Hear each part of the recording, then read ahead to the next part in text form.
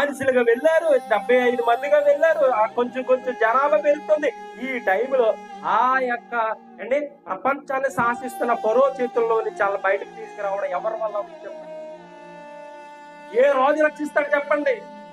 ఆ ఫరో రాజు చేతుల్లో నుంచి ఈ భూమి మీద ఉన్న ఏ రాజు రక్షిస్తాడు? ఏ రాజు రక్షించలేదు. రాజులకు రాజు అయినా చెప్పండి, యేసుక్రీస్తు తప్ప. దేవుని స్తోత్రం. ఆ రాజు రక్షించాడు.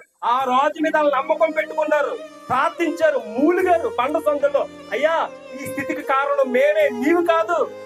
నువ్వు మహాదేవుడు.